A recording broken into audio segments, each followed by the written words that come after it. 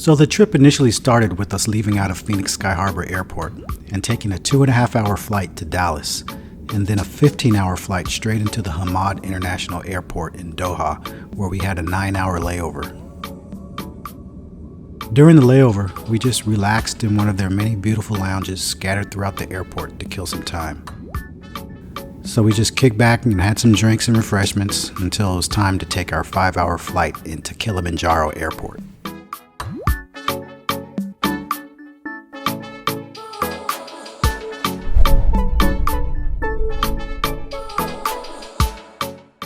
When we landed in Kilimanjaro, we were picked up by our driver and taken to the Kahawa House in Arusha to settle in for the evening before the game drive the next day.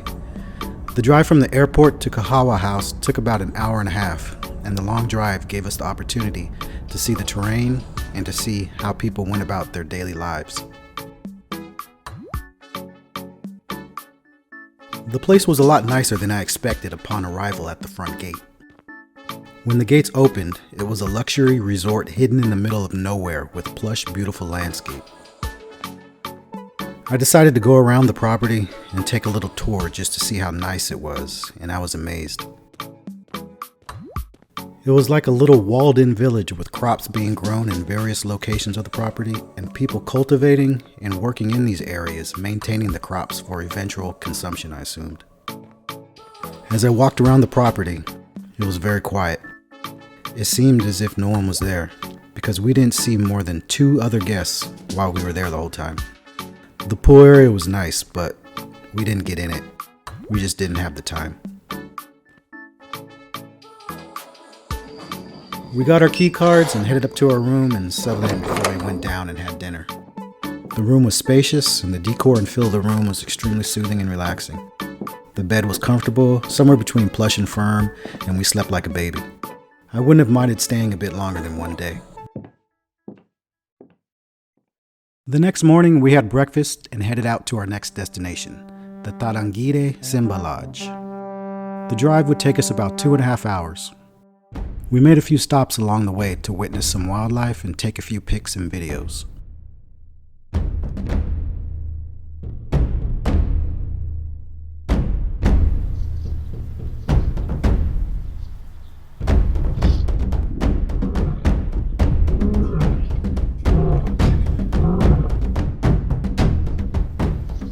While we were driving through the Tarangire Park, we saw an animal that is known to be very elusive, the leopard.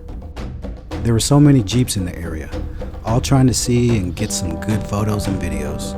It was interesting to see all the jeeps jockeying for position to get the best angle and view. I was able to get a bunch of good photos and videos of this elusive creature.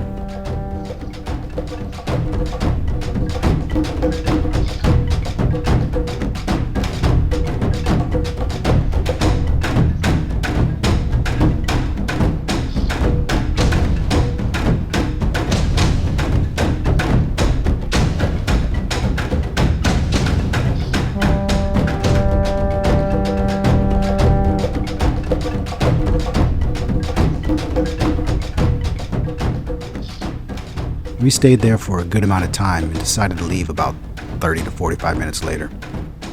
When we were coming back, we saw the same leopard again, but this time he was in a different location, and we posted up once again to get some more photos and video. As we continued through the park, I was able to capture some more photos and videos of various wildlife during the drive.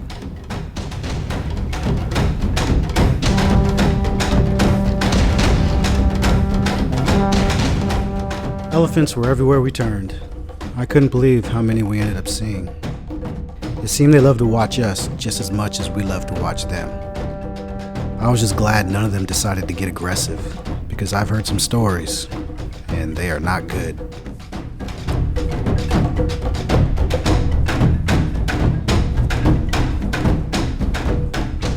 We eventually took a break from our game drive to have a bite to eat for lunch. But you needed to watch your food because these little guys were on the prowl looking to snatch your food and run. We saw plenty of victims lose their lunch, and with no shame, they will take your food, run off, and eat it right in front of you at a distance, knowing you aren't going to do a dang thing about it. This encounter with the male lion was quite an experience. Our driver Justin drove nice and close, so we were able to get a nice view of this beautiful beast. He was so calm and relaxed too, almost as if he was used to seeing people in jeeps all the time. He just strolled along without a care in the world.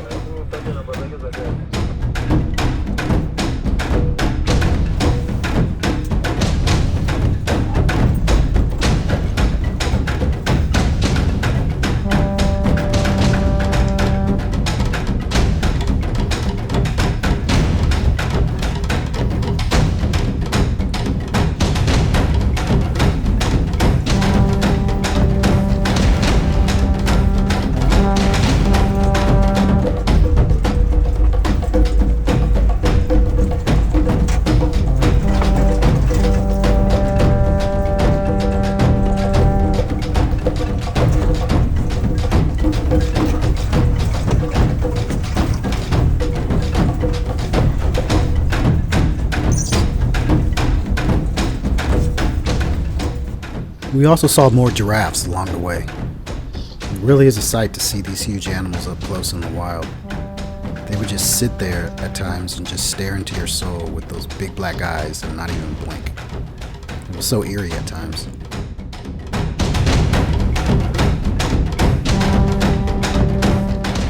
So we finally headed to our lodge, the Tarangire Simba Lodge.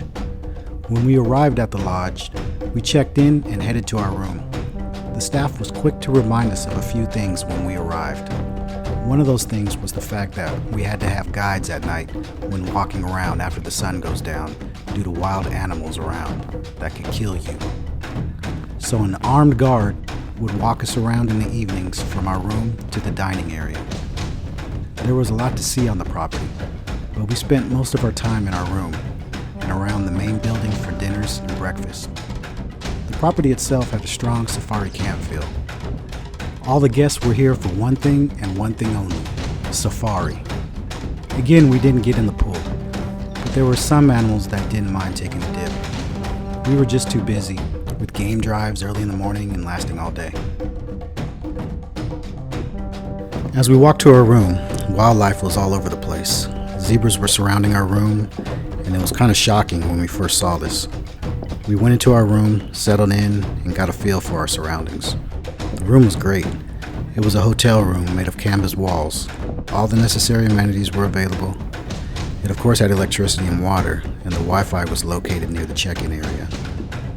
We didn't really use the Wi-Fi unless we were near the check-in and dining area, where the Wi-Fi was strongest.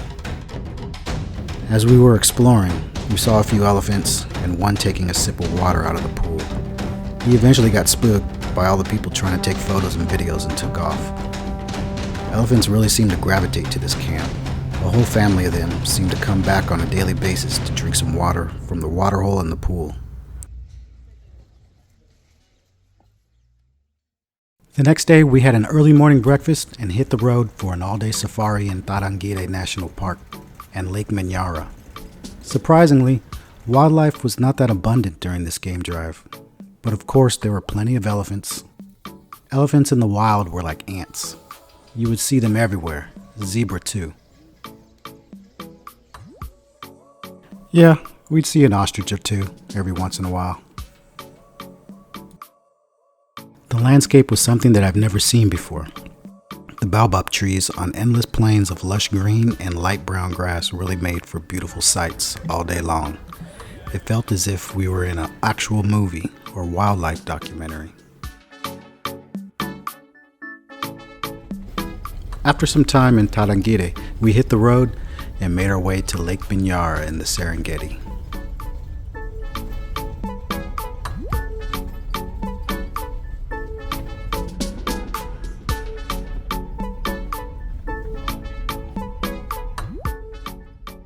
Before we made our way into the lake, our guide Justin had to make a stop to get a permit required for all safari tourists.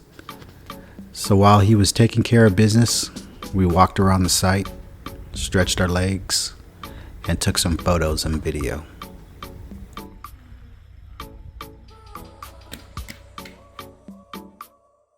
The lake was vast with various types of bird species and monkeys.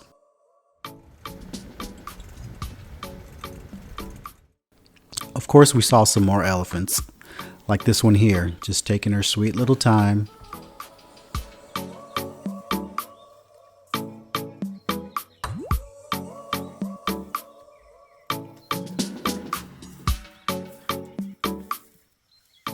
We continued our way through the park looking for more wildlife and enjoying the view of the lake as we drove along the trails. Monkeys were all over the place and aggressive too, as we would find out later in the safari. It was interesting to see how they would take care of their young. They were like little humans. We saw 3 different species, the vervet, Manyara, and baboon, and every single one of them didn't have a care in the world.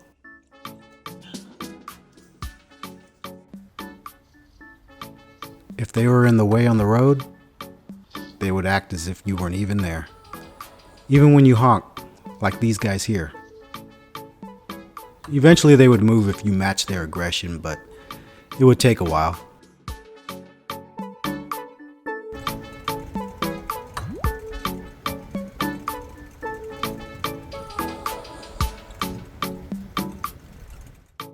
After we left Lake Manyara, we headed over to our stay at Acacia Farm Lodge.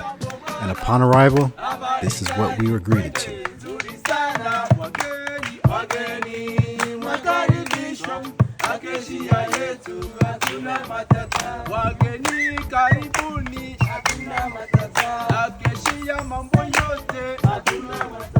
Acacia inawapenda, Acacia poa sana, wageni tunawapenda, wewe jambo, jambo bwana, habari gani, wewe nzuri sana, wageni, wageni, makaribisho, Acacia yetu hakuna matata.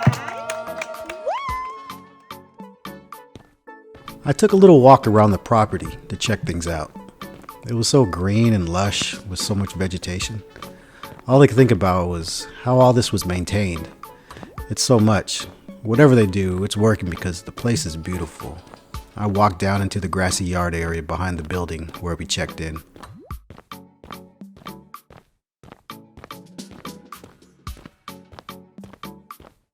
Apparently they have different types of ceremonies down here, from weddings to yoga, campfires, speaking engagements, you name it.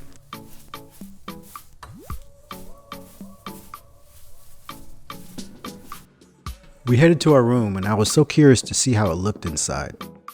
When I opened the door, I was pleasantly surprised. The room was so spacious. We had so much room to lay out all our belongings. The bathroom was a good size, and it had plenty of room with double sinks so we could both get ready at the same time.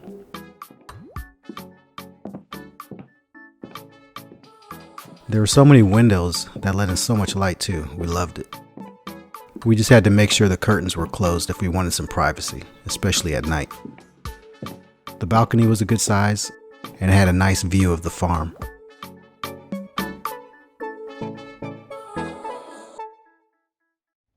The next morning, we woke up nice and early, had some breakfast, and hit the road for our next game drive through the Serengeti to the Ngorongoro Conservation Area. Before we could enter, Justin had to get a permit at the park entrance, and while we waited in the Jeep, we had a little encounter. Oh my god! Oh my god! Oh my god! Oh my god! So windows closed. I guess we should have read the sign. As we were driving, we spotted this pretty girl, just resting about 8 feet away on the side of the road. She just sat there and acted like we weren't even there. She didn't even look our way once.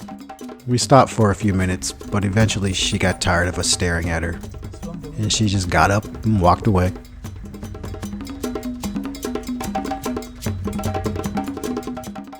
So we continued through the park to see what else we could find.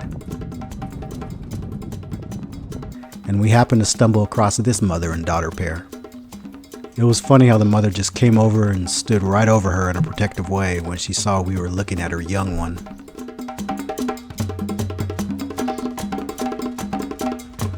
As we continued, we ran into this small pride of lions. They seemed like they were heading somewhere because they were all traveling in the same direction.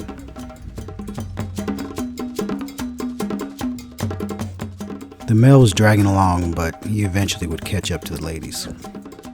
Everyone was jockeying for position, trying to get that perfect shot when he started to cross the road.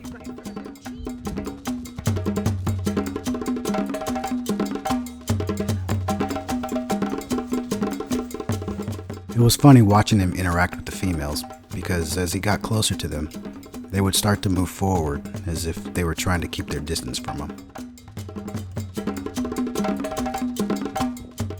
We also stopped at a watering hole that had a bunch of feisty hippos. And here are a couple of shots I took along the way.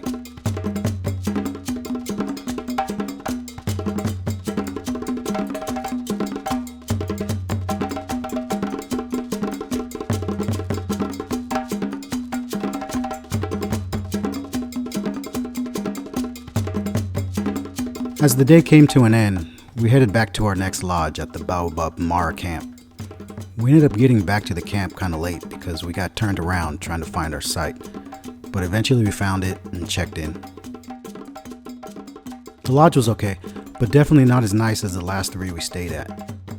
It was fine though because it was just for one night. The dinner we had was great, thanks to the entertainment that all the staff decided to perform. We decided to just sit and enjoy the fun.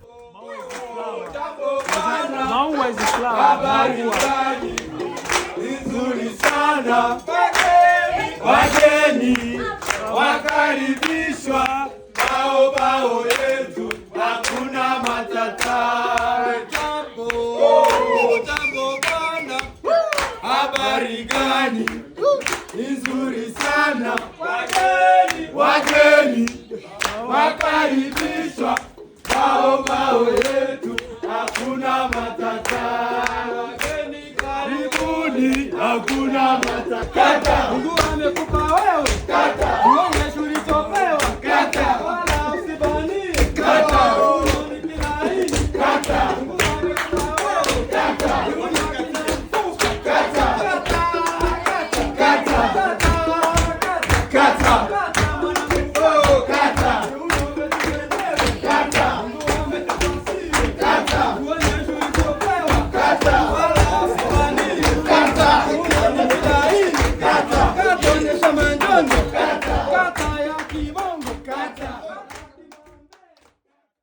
The next morning we left Baobab Manyara camp after breakfast and hit the road to the central and northern parts of Serengeti. Our mission during this game drive was to see the migration of the wildebeests crossing the Manyara River. Our guide Justin likes to keep in contact with the other guides through his CB radio to get information into where certain animals have been spotted in the park. We did have to stop and have a bite to eat in the middle of the day to make sure we had enough energy for this long game drive.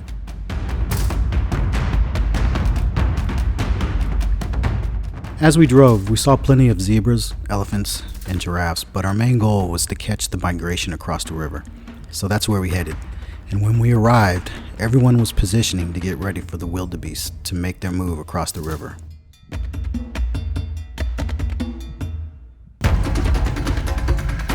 When they started to cross, everyone made a break for the edge of the river to get in the best position to take videos and pictures, and that included us as well. Justin slammed on the gas, and the race was on.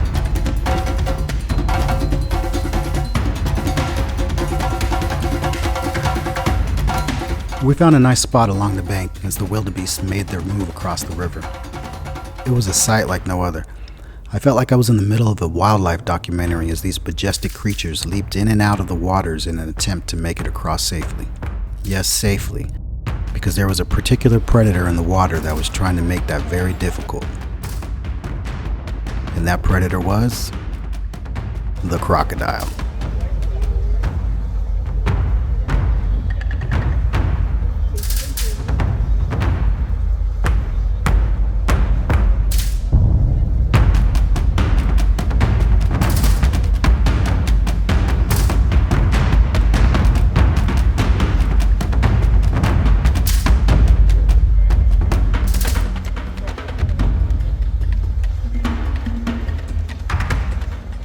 stealthy reptile approached, the wildebeests made their best effort to avoid its jaws.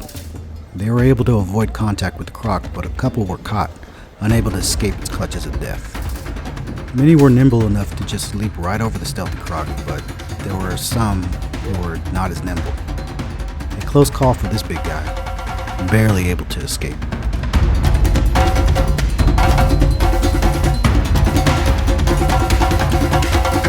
But this guy was not as lucky, struggling and crying out, desperately trying to escape, as his fellow migrators stop and watch in fear, deciding when and if it's safe enough to cross.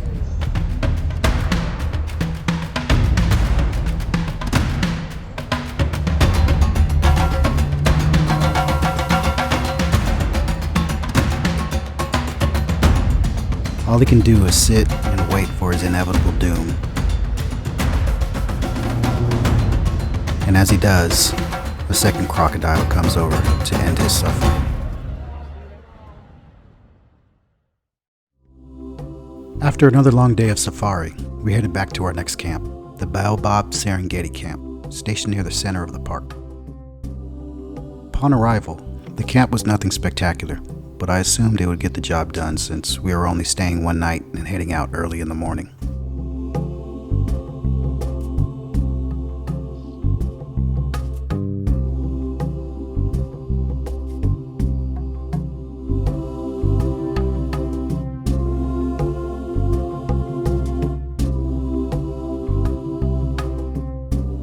When we arrived, we grabbed all our gear and made our way to the check-in area before heading to our rooms. As we walked to our room, we paid special attention to our surroundings. Just like at the other camps, we were told we had to have an armed guard guide us to and from our rooms when the sun went down. It was the norm now, and we were pretty much used to it at this point. Luckily, we never had any mishaps with late-night wildlife.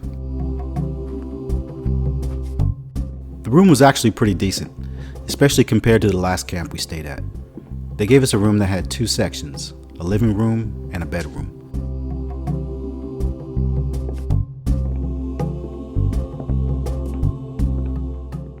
The bathroom was typical, nothing to get too excited about, but it did the job.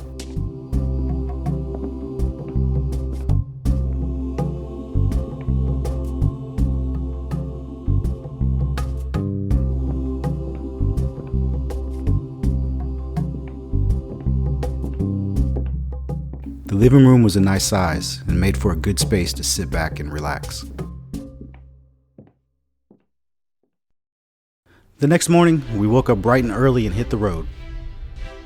Our plan for the day was to visit the Maasai Tribe and the Ngorongoro Crater, and then head back to Acacia Farms Lodge.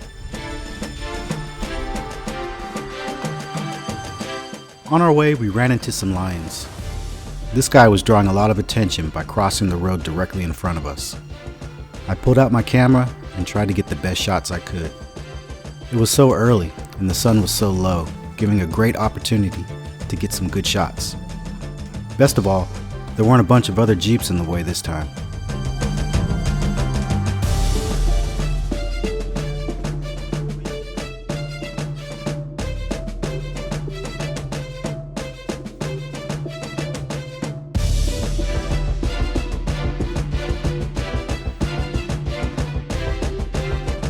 The best part was seeing these two little guys just sitting and enjoying some morning sun. They were staring at something very intensely, but I couldn't figure out what it was.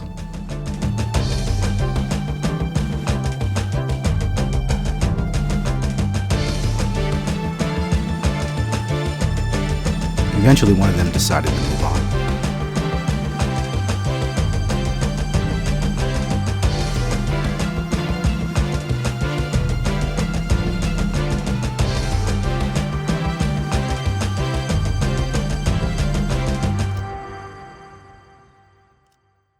We hit the road and made our way to spend time with the Maasai Tribe. This experience would turn out to be the best cultural experience we had during the whole trip. When we arrived, they greeted us with a traditional dance to show their appreciation for us visiting their village. The dance didn't last that long before we headed into the village, but we were very grateful for the time they took to greet us upon our arrival. While inside, they performed another traditional dance called the adumu.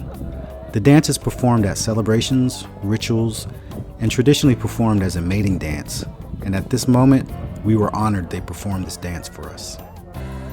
The women perform their traditional dance as well, usually in response to a male's dance when trying to impress them, but at this time, it was for us. After they performed their dance, they invited me to perform the dance with them. They cloaked me with a robe, gave me a stick, and I headed on over. I needed some time to warm up, but they just had me jump right into it. I was worried one of my Achilles were going to pop, but I was able to make it through unscathed.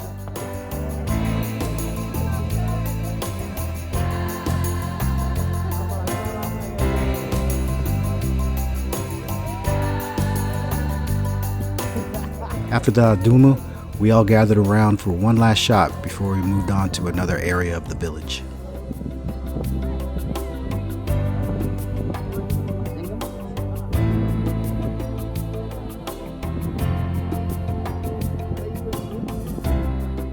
When we finished the shot, the village guide took us around the corner to show us how they make fire. It's a pretty intensive process that takes a good amount of time, even more if there's a good amount of wind. They reminded me of a couple Cub Scouts trying to start a fire in the wild. It took them a good 10 minutes to get the fire going due to the wind blowing. I was told it usually takes them about 3 to 5 minutes.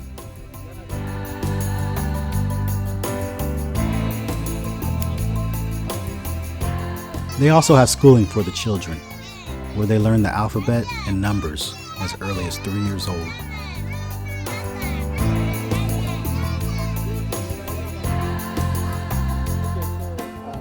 I decided to take a walk around the central part of the village where women make and sell their various handmade carvings and jewelry to sell to visitors. I was amazed at the items they were able to create with their bare hands. The guide took us to one of their huts that they build with mud and sticks. All of the huts in the village are built by the women, which is why the size of the huts are so short in height. The guide explains some of that. Yeah, so guys, we are most welcome. The material and the women come to build the house. Okay. Material for using to build the house, it is different. We have acacia. Acacia is the one of the strongest. They balance the roof of the house. And the roof of the house are putting bamboo and stick, and after stick they don't have cars. And outside they are covered by powder and waterproof. Making waterproof because they mix ash, mud and powder together to become like cement. Before we hit the road, both the men and the women performed another dance for us as we thanked them for their hospitality. It was such a great experience and something that we will never forget. After our visit with the Maasai, we hit the road again and made our way to the inside of the Ngorongoro Crater. We had to pull up to the park entrance to get permits first, along with all the other jeeps on safari too.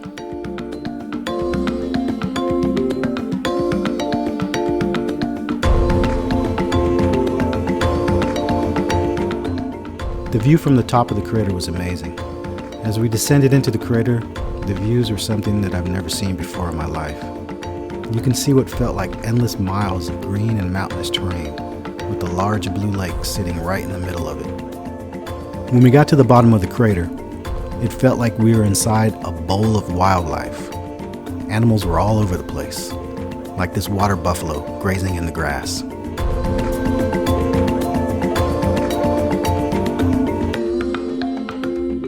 Or this marabou stork, aka the Undertaker. They stand about 5 feet tall and are one of the most menacing looking birds in all of Tanzania. Even though they look very dangerous, they're scavengers, and they really only feed on scraps, animal matter, and termites from termite mounds. And here's a shot I took of a pair of breeding white pelicans and an African elephant. Leaving the crater, we headed up to the rim to take a few photos and enjoy the view before we headed to our last stop at Acacia Farm Lodge. The top of the rim makes for the best views and the best opportunity to take some lasting photos with family and friends.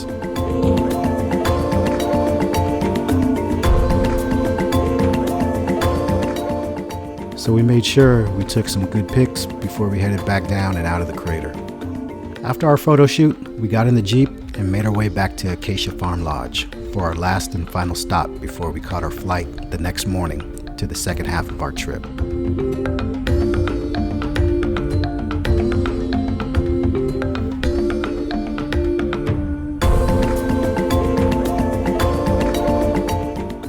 As we arrived, we were greeted once again with a warm welcome. I wish every hotel arrival was like this one, and it was something we will always remember.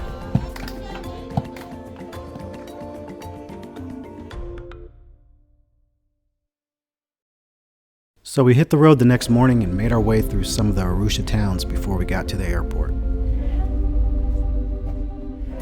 The Arusha airport was a lot smaller than I thought it was going to be. There were only 3 gates, and only a few people waiting for flights. When our gate was called, we lined up for a few minutes and headed out to our plane. Much different than the cattle call of passengers getting onto a flight at a larger airport, with everyone standing around for what feels like hours in a line before actually getting on the plane. Being on a plane this size was kind of nerve-wracking at first, but you get used to it. This flight was a short one, only an hour and 20 minutes to the beautiful island of Zanzibar.